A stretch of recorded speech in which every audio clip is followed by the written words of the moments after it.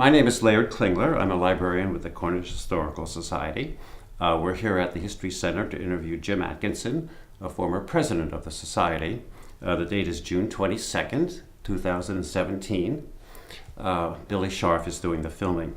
Now, for our viewers, before we start, I would like them to know that we are being looked at by a beautiful woman here against the wall. And if you would like to know more about her, come to the History Center on Saturday mornings, 9 to 12, or anytime call me and I can open the building. Jim. And you may even get a phone number, right? I don't know if I can promise that. But, okay. Jim, thank you for coming. You're welcome. First of all, may we start with where and when you were born? November 24, 1934 in Hawaii, Honolulu, Hawaii. Okay. I'd like to ask you a little bit about your childhood. And I would like you to include your father, who right. was involved in a momentous event in American military history. Yes, he was. So, the reason why I was born in Honolulu is because he was an officer in the Army and stationed there. And I guess he was a captain then. He had received his commission in the First World War on the field, and then after that he had traveled through Palestine and the Middle East, over to India and the Far East and then back, and sort of knew the area. And my mother met him because her uncle was the commandant of Fort Dix, and my father was stationed there. So one day he brought this guy home, and suddenly this all developed. So they were married in San Francisco in 1933, because I had another uncle who happened to be, who did go to West Point, but who lived in San Francisco, and then they went to Honolulu. And the momentous event that he was involved in was because in the probably September of 1941, he was sent to the Philippines, and I, of course, did not know the implications of that, but both my mother and father did. And then when Pearl Harbor fell on December the 7th, he was still in the Philippines, and he was with Wainwright. He was an aide-de-camp of Wainwright, and then on Bataan. So he was taken prisoner on Bataan, moved from from Bataan to Taiwan or Formosa, and but then finally they moved into Mukden in Manchuria, and he was liberated by the Russians, who came down and brought home, and then he really was retired. I mean, the Army did not do anything more than just retire. but the famous Bataan Death March. Oh yes, he was on that, right? He's remarkable that he survived. And it's really amazing. I remember the night that he died, he was in this kind of situation, and he thought that I was his driver. And he said, "You've got to get me out of here. You've got to get me out of here." And it went both for the hospital and for Bataan, because I was being ordered to do this, not asked as a son, but ordered as a private. Remarkable that he survived the Death March. It certainly is. Yeah. And then MacArthur had that theme later, back to Bataan. Right. I shall return. Yes. Yeah. Well, we have a lot to get through in relation to Cornish, so I'd like, just for the record, to summarize your very distinguished academic career. Swarthmore, undergraduate, Columbia PhD, English professor at many fine institutions, including Dartmouth, author of many works, 3 on Machiavelli. Right. We're going to get to Footprints of the Past later when we talk, Sure, right. about Cornish. Now, when you retired, you and Gretchen moved to Cornish. Yep. Why Cornish, first of all? Well, because I really love New Hampshire. I like New Hampshire. Her parents were then living in Enfield, and this house was for sale. And it was an old house, and that was important to me, that it be an old house. Well, tell us about the history of the house. Well, the house was the poor farm. I mean, the land that the house is on was the poor farm. If you on Townhouse Road. On Townhouse Road, right, just down from, west of the Hearst House, which wasn't existent when the house was built. But we used to think that, we wanted to think that the poor farm made the bricks for the house, but I don't think that's the case. It would have been nice if that were the case. Anyway, in child there, the picture of the house just says Freeman Farm. And the nice thing about it is there was one particular woman named Carolyn Greed, who was, I guess, a great-great-granddaughter of this person, or certainly in the family, and she had grown up in the house, and it was just interesting to her to see what it looked like now, or what we had done to it. She was old, and she would come back periodically and always have nice things to say about the house, and recalling some memories, telling us about things about how some tree had fallen on the part of the barn, and all kinds of stories about that. You know, my wife and I were fortunate enough to be invited to your home several times. Right. Beautiful home, and what I remember most about your home was your kitchen. And, Yes. Gretchen told me that Willem Lang, he designed the kitchen. Well, for it was you? his wife. I mean, he did all the work that Ida Lang worked on. And the thing about that, it was what kind of neat was that as you took down the ceilings, there were several ceilings, you finally got to this sort of interstate of mouse trails that were all hidden in these various ceilings. You did a beautiful job. It's fun to doing that too, right? So, I'd like to move now to St. Gordon's, a National Historic Site, and we'll take maybe a circuitous route, but I don't think many people realize this, that at one time, maybe in your younger years, you were quite a mountain climber.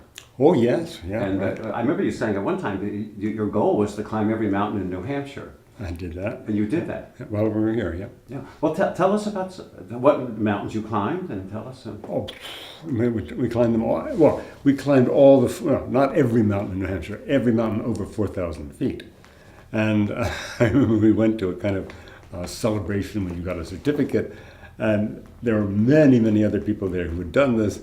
And the prime certificates were, as far as I was concerned, was people who had done 4,000 footers in the winter. I did not do that in the winter. I mean, I did them over a series of years. When I was at Dartmouth, I started with a couple of friends, and we did that. And then when I would come back on vacations, I'd try to get a few in. And then while we were here, I did a lot. The White Mountains? Yes, in the White Mountains, right. Now, my next link, actually, because of your interest in the mountains, would be the White Mountain collection that you amassed, the paintings. Right. Yeah, that was kind of fun to do, right? Yeah. Tell us about the paintings that you had. Well, I'm trying to remember the particular people that I really liked. The most interesting one, in a way, wasn't even of the White Mountains, but it was a Metcalfe, and it was done long before he was really what they call a tonalist then, and he was long before he was really an impressionist, and it was done over here at Plymouth Lake, and it written on the back, it described what he had done, that when it was done, and it was right now where the Coolidge house, the Coolidge place would be. But as far as the White Mountains go, there was a man named George Loring Brown, which I guess was my first White Mountains painting, and then Frank, I can't remember his last name. Anyway, it was just kind of fun. I mean, I never really knew there was anything called the White Mountain School until we were up here. I mean, going into your home was like going into a museum. No, wow. It was wonderful. Right. Now, you you did donate some of those paintings to St. Gordon's. Yes. And they in turn honored you. Right. Right. I remember going to the awards. Oh, right. Just say a little bit about that. That was very nice. Well, it was kind of a surprise to me in a way. I mean, I had no idea that these kinds of things were that mattered. But really, what it boiled down to mostly what I was doing was not so much the White Mountain School, but Stephen Parrish and Platt etchings. There's the drawing back in there that Stephen Parrish did of a black man.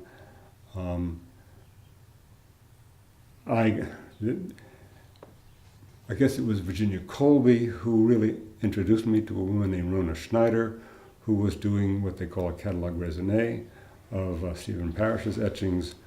And so I got a lot of information from her, but then I decided that sort of my contribution, if I ever get around to finishing it, is a catalog raisonné of Platt's etching. So I kept the Platts, but I gave all the Stephen Parrish etchings to Cinco. And there were other things that I had found, some drawings and paintings and on, you know, this is what, in the late 80s, 1980s and early 1990s, things were much more reasonable at auction, and they were more available then.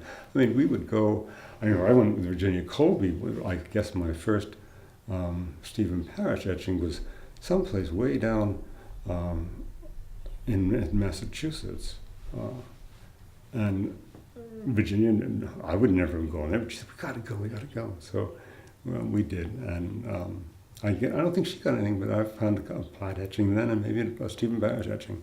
And then they just kind of accumulated. I mean, Bill Smith had them, and then there were places up in New Hampshire where we would go to just hear about the etching.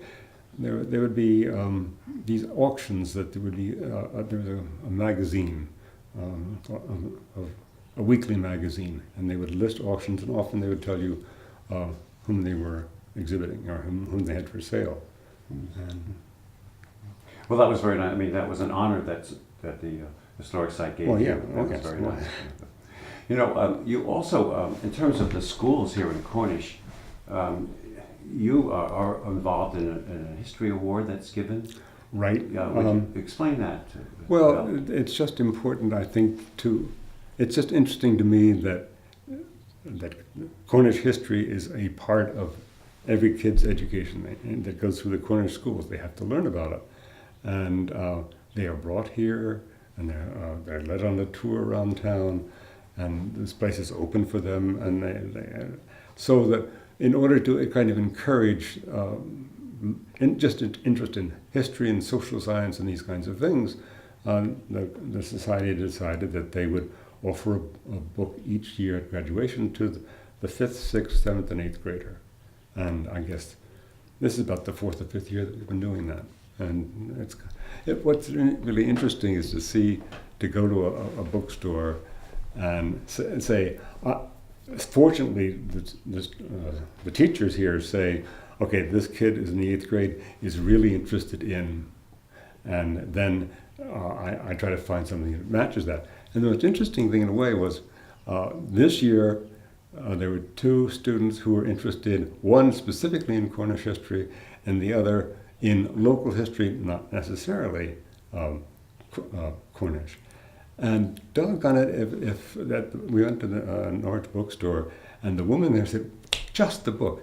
It was written for children, but you know, it was appropriate for a 7th grader, and it was about Solzhenitsyn and his time over here in Cavendish. And I would never have known that. I mean, who would know?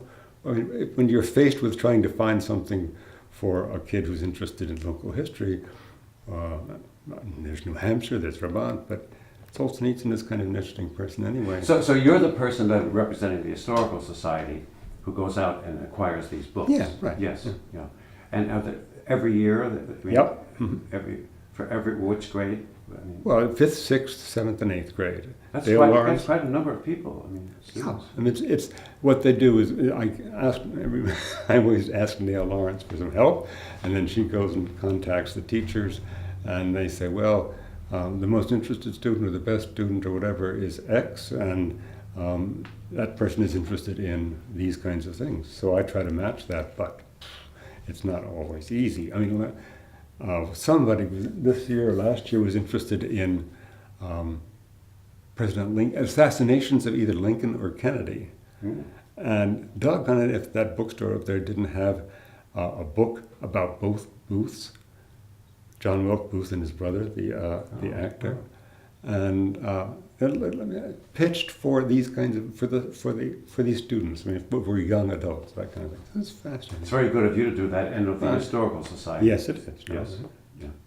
I'd like to move now to your book, Footprints of the Past, that you co-authored with Virginia Colby. Oh, right. And I would like to say that working here as a librarian, not a day passes when I fail to consult footprints. Right. No. You know, that's a monumental, really, achievement that you two. And that all started, I moved up here. I was interested in history. I guess there was someone, I knew that Maxfield Parrish was around here. And the very first meeting I went to at the Historical Society, this woman came in a Maxfield Parrish decorated muumuu. And I double took it. What is this woman? Who is she? Well, she happened to know a lot about Parrish and about, I don't know, she alluded to things that happened here in Cornish. So I went up to her, asked her, and then I finally went to a couple more meetings. And they meet over here. Hannah Shad had something called the Butternut, and they would meet in the yard out there. And I remember coming up once, and she said, "How would you like to be president?" And I thought, I don't know anything about Cornish. You're the one who knows stuff about Cornish. But she took me around to the houses, and she filled me in with lots of information. And she had written this things for the Windsor newspaper that were later incorporated into the Plainfield history, and she wanted those kinds of things updated. And she also wanted it not to be exclusively about Cornish colony, but also the kinds of things about Cornish history that weren't in Child. So we did that. So there was something to work with, but I just remember doing, for example, there was a lot of work that had been done on doing since she wrote these things. So I was able to kind of check these things out and kind of beef it up a little bit. You chose a different organization from Child's history, where Child does topics in terms of like transportation, right. churches. Your book tends to have more essays on particular people. Yes. Was that a conscious? You must have been a conscious decision. Oh no, you. All right. I guess my interest in Cornish came mainly through Virginia Colby, but she was almost. Her center really was Maxfield Parrish and then the Cornish colony. And I thought, since I lived in this part of town, I felt that there were other aspects of Cornish which were important, and the Historical Society needed to concentrate more on that. My interest really was in the Cornish colony, but I felt obliged to try to get a kind of wider representation. We never denigrate Maxfield Parrish, but he did live in Plainfield. I know that. Right? Oh yeah, and certainly Plainfield people will tell you that. But Stephen Parrish lived in Cornish. Yes. Do you have a particular artist from the Cornish colony that is perhaps maybe your favorite or something? Oh, sure. I'm working. It's really embarrassing. I don't know how many years it's been now, but I have this. I'm working on a catalog raisonné of Platt's etchings, and he did 120 that are already taken care of in a catalog by Rice in 1889. But then there's some that called reproductive etchings, which Rice excluded because he thought, we don't. Reproductive etchings are etchings of paintings. There was a man named J. Appleton Brown who did a couple of paintings, and Platt would etch the picture of that and then reproduce that in various magazines, Scribner's or whatever. So there were about 4 or 5, 6 maybe reproductive etchings which were excluded from the catalog. And then the hood has 5 lithographs, and they weren't even alluded to. And then you start writing. In order to do a catalog, you have to give the title and its measurements and where it's been exhibited and where who has it in the collection today. And this is all part, and then you have sort of general information about it. And nobody had. I desperately try to find people who have some of his lithographs. One place out in Saginaw, Michigan, has 1 or 2 of his lithographs. There are a couple in Washington, but the hood really has, as far as I know, has a kind of the trove of his lithographs. But it was interesting to me because he went to France when he was in 20 or 21 and wrote these wonderful letters home from like 1882 to 1885, 86. And I could really relive them. Because I spent a year teaching English over there, and I could really and I had an apartment in Paris that I could come to 4 days a week and then teach 3. And so many of the things, it was just like reliving some of my own experience by reading these letters and then sort of taking segments of those letters and trying to put them in this catalog. So Platt is for you your key Cornish concept. Yes, but really what's curious is... But what about Platt as the architect? Aha, precisely. That's I was just about to say. Yeah. And if anybody knows who Charles A. Platt is, they know him as an architect. And I know very, very little about him as an architect. I mean, virtually nothing. His paintings, Erica Hirsch has done pretty much what needs to be said about his paintings. And O'Brien has done a pretty good essay on, these were all in that Shaping the American Landscape book. Came out of the Hood in 1995. But the factual information, the kind of basis of and what people, I try to get things out of old newspapers or various statements from other people, books and things, and accumulate them as a kind of description after each particular etching. You know, we've been in contact with his grandson, Charles Platt. Right. And we do hope to interview him. Good. Good. This right. summer. Right. Good. So Platt for you is really the key coin. It was my focus, as I said. It was a kind of faute mieux because because it wasn't, nobody had really said very much about him in terms of either his paintings or his etchings. Just putting together footprints must have been a massive task. We have a whole many folders in the wall in terms of all the photographs that you took. Right, and I guess John Dreyfus had a fire and had all kinds of information there. So when he was superintendent at the site, he made sure that there were duplicates of their files, and Virginia got them. And they then became sort of the basis for this, a lot of these file systems here. I think we've mentioned this, but let's move now to when you decided to become president. Of the Historical Society. Didn't decide. And Billy, maybe we could get this. This is a picture that I found. This is from the evening when Virginia Colby retired, and Jim then became the president, of the society. Is that okay? Good. Now, when you became president, the Historical Society met over at the Meeting House in the flat. Right. Yep. Tell us about your early days as president at the Meeting House. I'm trying to think of when. That must have been about 1993, and.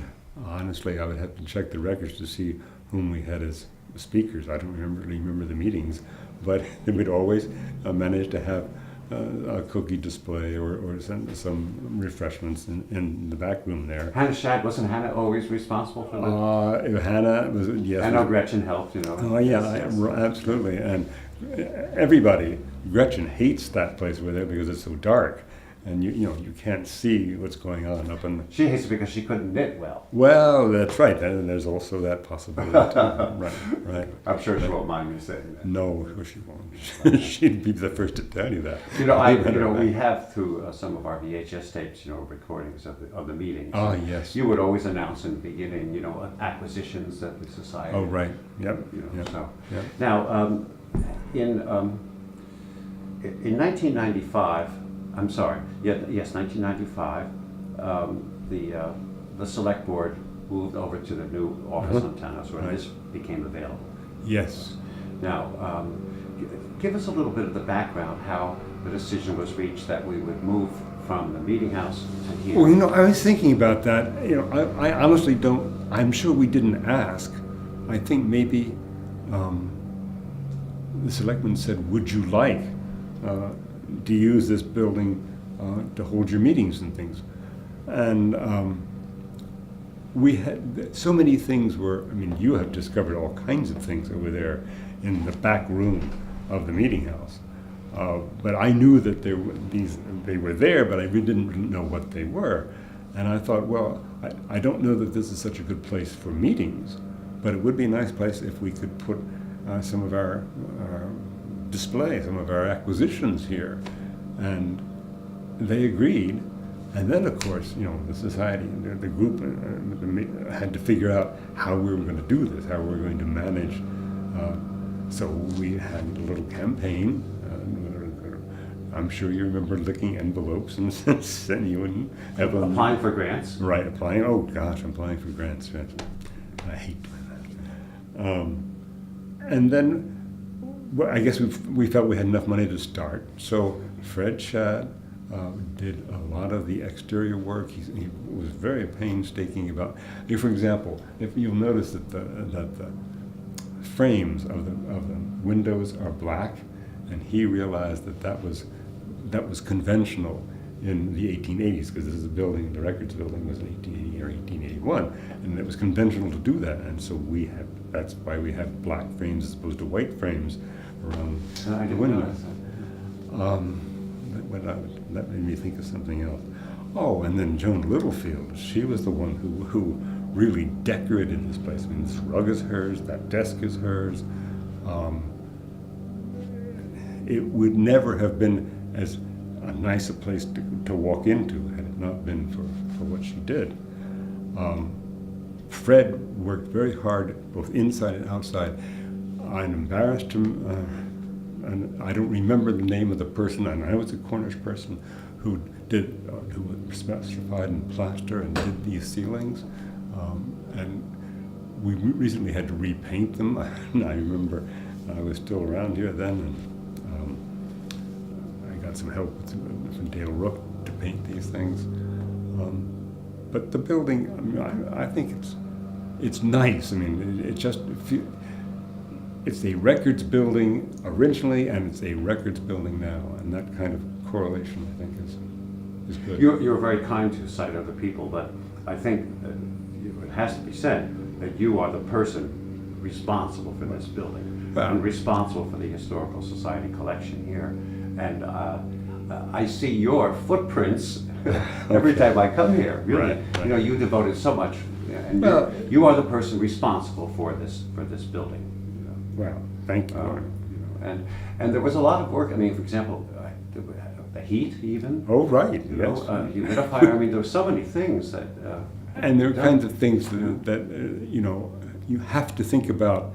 And if I'm interested in getting a book or getting something, I don't always think about that. But I'm forced to come to terms with these kinds of issues. Yes. Well, we're very happy for everything that you did here. Right. I think about it every time I come. Yeah. So, and I think it is a beautiful building, and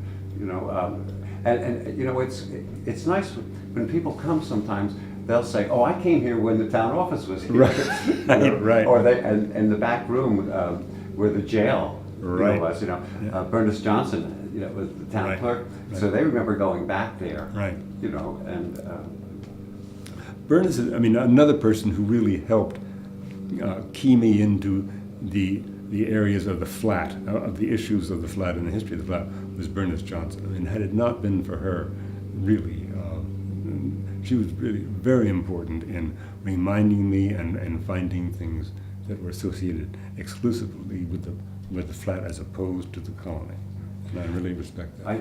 I think it was Bernice, but maybe I'm wrong. Isn't Bernice the person who led you and Gretchen up to the famous glass house? Right, yes, she did. Tell us a little bit about that. Well, these were, what were their names? Begins with a B.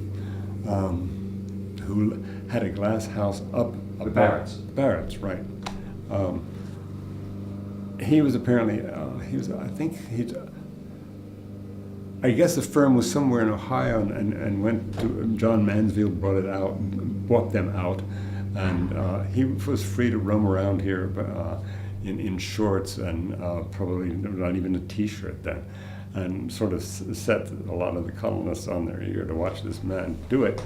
But in addition to that, he built this glass, was interested in Japanese architecture, Japanese design, and built this glass house up on the hill, and they had to arrange to have their food brought up on a kind of pulley system, and they were just, it was just, I remember somewhere around here there ought to be a tile that, you're not supposed to do that, but I did it anyway. And there's With this, when you went up to the site? When Bernie took us up to the site, there was this gray tile, and I just saw it underneath some weeds back in there. I just picked it up. I don't know what's around here now.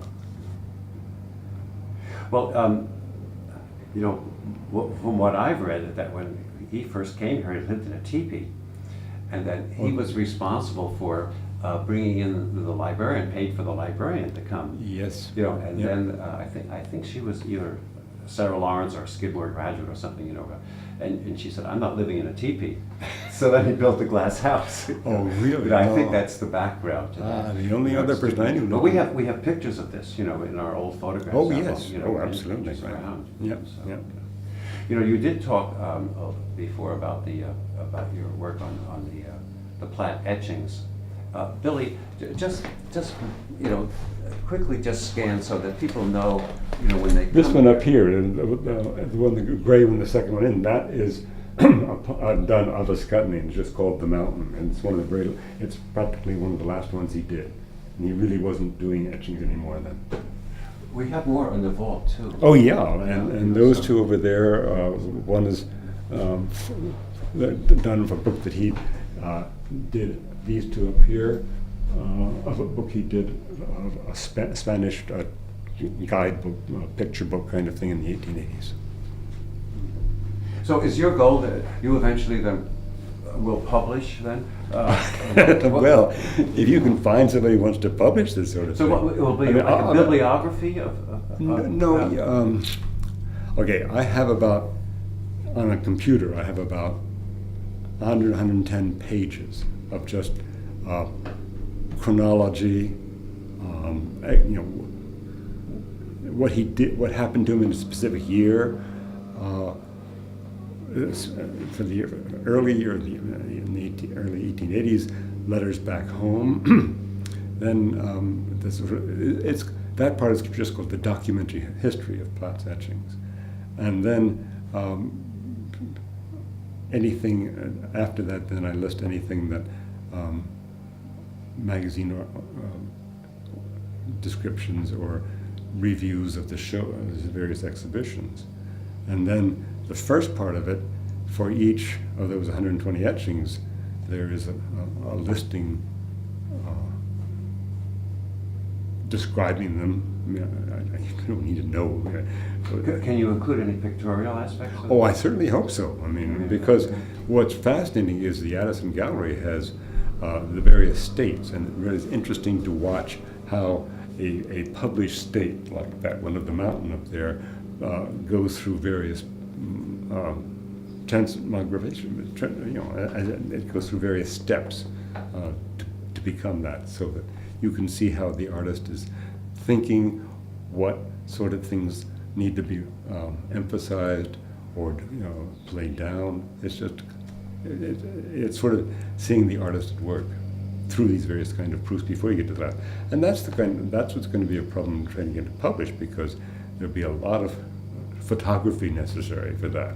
I suspect that it's not really what I want, but I suspect it will eventually end up as something on a website, because that's what happens to lots of these kinds of books. As long as it's preserved, Well, yeah, right. Sure. I mean, that is the issue. Well, I think that I've covered all my questions, but I always like at the end to say, offer the person, is there anything you would like to add? Anything that we didn't cover? That No. It's just coming back to Cornish. I mean, in the sense, now that we live in Hanover, Cornish what's happened here is kind of a chapter, almost a closed chapter.